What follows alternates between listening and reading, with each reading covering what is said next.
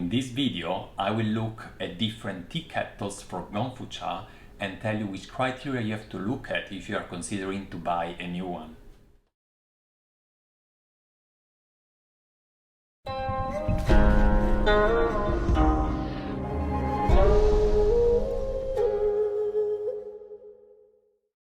Hi guys, this is Gabriele from Nanoshan, where we share the pleasure of drinking and discovering genuine farm tea.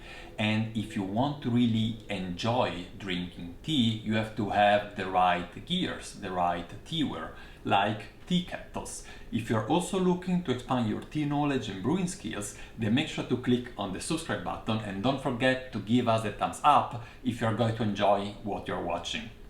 Alright, so today I want to review for you tea kettles. I'm not going to make a ranking between better and worse one on the market.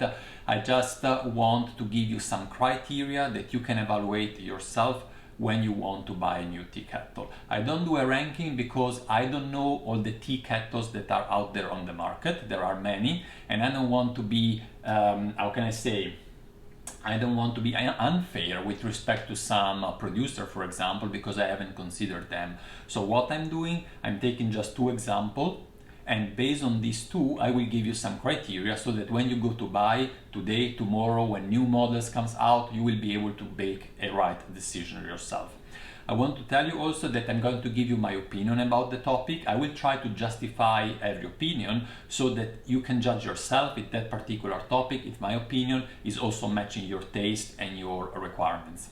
But before we start, let's get started actually, which is my personal favorite, and I'm telling just from the straight at the beginning because this is something that most of you won't have access to it, but I want anyway to share this information with you.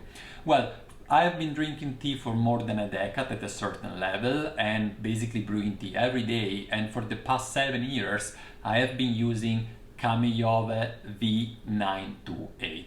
This is a kettle that was conceived only for tea, is made in China, which means it's not very easy to get it here in the Western world, certainly not in Europe, because it doesn't have the CE marking. It doesn't have that certification that allows to sell electrical equipment in Europe.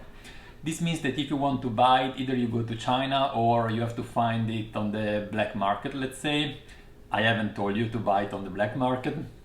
Why I like this kettle? Because it's very simple. It is cheap. I paid it something like less than 20 euros, I think. It has a digital thermometer, which is convenient to look at the temperature, and it has also a very ideal spout. The flow is right for brewing tea in Gongfu cha because it was conceived for the purpose. About the temperature, I have to say that you can set different temperature, but you cannot boil the water, or you cannot heat up the water up to the temperature you want, because according to Chinese tradition, when the water cools down, it always has to boil again to 100 degrees and then cool down. So when you choose, for example, 50 degrees or 80 degrees or 90 degrees on this teapot, what the machine does is that when the temperature falls, for example, to 80 degrees, it boils the water back up. So it's a bit a different concept, but I had no problem with it. It's not a perfect teapot, but I just like it. It's functional enough. Anyway, now what I want to do with you, I want to go through different criteria, and for each of these criteria, telling you what you should look at and telling you my opinion. The first criteria we start with is price. Well, this one here is made by Bonvita, and in Europe it costs about 100 euros. If you buy it in the US for, I don't know, whichever reason, you can get it for 50 euros, for half the price. And actually I bought my model here in the US. I cannot use anymore my favorite Kamiyove kettle because it goes with 220 volt, and here in the US we have 110, so I cannot use it, and this is the one I've purchased recently. And you can have similar kettle, you can find on the market also in Europe for about 40 euros, but the quality is not at the same level.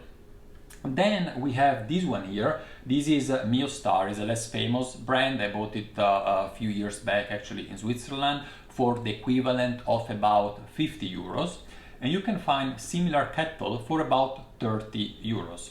My suggestion is, my tip is, spend at least 50 euros. You want some build quality, you want a kettle that doesn't last just until the day after your guarantee has expired, but you want that it lasts for long. My personal experience is, unless you buy something in China, if you buy it here in the Western world, you want to spend at least 50 euros, or let's say $50. All right, the next topic, the next criteria I want to speak about is volume. There are actually two categories of kettle. There are those that are like this one. This is 1 liter. There are similar one for 1.2 liters. And there are others that have more a cylindrical shape and have about 1.5 to 2 liters. This one is 1.7. Now, when you look at which volume do you need, you have to consider, first of all, the size of the teapots or gaiwan that you are using, right? We do Gongfu cha, and when you do Gongfu cha, you have this type of gaiwan where you have maybe 100, 150, maybe 200 milliliters. So you don't need really a large quantity. Moreover, you have also to think about ergonomics, because this type of thing, when it is full, like I have now 1.7 liter of water, is quite heavy. So even for men, let's say, that will be stronger, it's not so easy to handle. While this one here is also full, it has 1 liter, it's much more comfortable in the hand. So ergonomics is an important aspect, and the weight is a disadvantage. And you have also to look at aesthetics. Gongfu cha table has usually small items on it, small gaiwan, small pitcher, small cup. When you put next to it a huge kettle, it doesn't really look very nice, in my opinion. So my tip for you is go for 1 liter, ideally. 1.2 liter is also okay, 1.5 is too much. Next criteria, spout. You see that here I have actually two different type of spouts, very different. You have this one that is the classical one, quite large, and this one that is called the gooseneck, is very thin, curved and long, completely different. This one actually were introduced where the big hype, with big coffee hype, just started a couple of years back, especially with respect to pour over coffee. This is actually was conceived for pour over coffee, where you need a very little flow of water continuous to pour over your coffee. Now, this is also goes more in the direction of the needs that we have for Gongfu cha, but there are some concern about this particular spout. First of all, there are concerns that you need quite some time to fill a gaiwan. This, in my opinion, is not the case. I can show it to you. Count. Full. Maybe 2 seconds. So it's not really a big issue, the time needed to pour out. Another concern that I have read about is the fact that since this goose neck is very long, the water cools down when it exits, because it cooled down along all this way, and when it reaches your gaiwan, it is at a lower temperature. Now, you have to know that in a previous life I was a thermal engineer. Now, it's not that you really need to be a thermal engineer to understand that, but I can bring you a little bit of proof. As a matter of fact, I tried it already. When you put your water in, you boil it. This here, the spout, even before you start pouring water, is so hot that you cannot touch it. So for sure it is a little bit cooler than the body, but I would say 20 degrees at most. The first time that you pour, for example, for washing your tea, then it's already at temperature. Even when it is colder, I calculated actually how much the water cools down by going through the gooseneck spout and warming up the gooseneck, so giving heat to the gooseneck instead of to your tea. Well, I came up with less than 1 degree centigrade, so that's not a concern, okay? No matter if it's long, it doesn't cool down your water. So I want to show you one more thing. Look at this, it's full with 1.7 liter of water. Now I try to pour water in my tiny gaiwan that is even not that tiny, right? Look at this. When I try to center it, you see that here I already touched the table and I am at a certain height, yeah? It's not so easy and you tend to spill over quite a bit. Now I show you the same thing with the gooseneck one. Well, you have already seen before, it's quite easy. You are just a few centimeters, you can very well tune your flow. You have a lot of control, you don't have to reach for a certain height. This is because of the dimension of this. So my suggestion in short concerning the spout is to go for a long spout and relatively thin.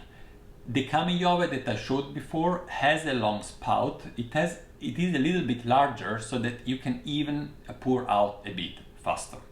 The next topic that I want to speak about, the next criteria, is the build quality.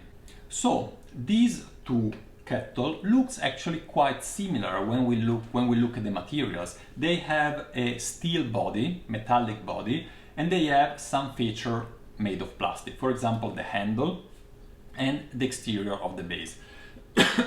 Sorry about that.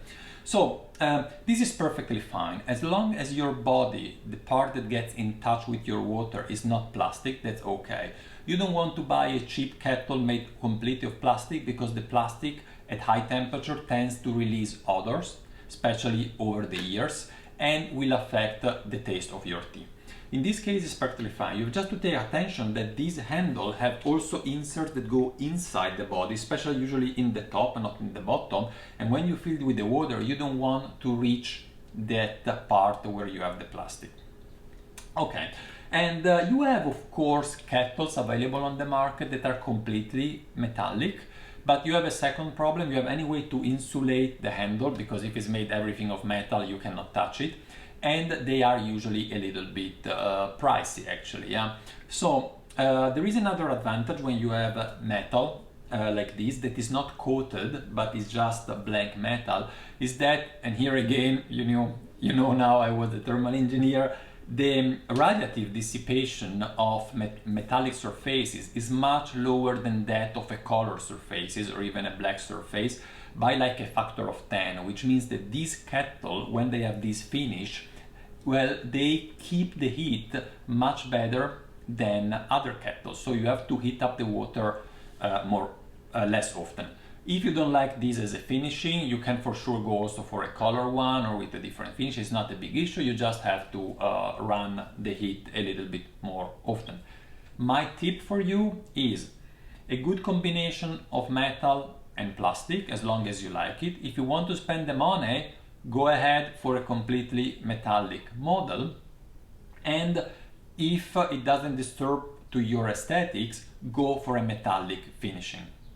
The next topic that I want to speak with you about is temperature control. Now, temperature control it means kettle like those where you can set the temperature here on the digital front interface here. Now, these look similar, but they are not.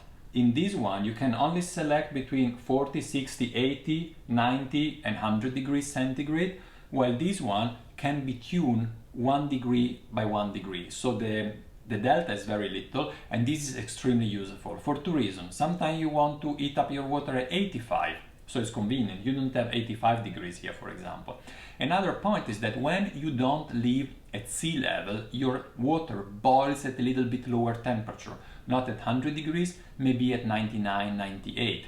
And if you use this one at 100 degrees, it can sometimes really heat up, try to reach 100 degrees. It's not really able to do so until it really overheats the base, and then it shuts down.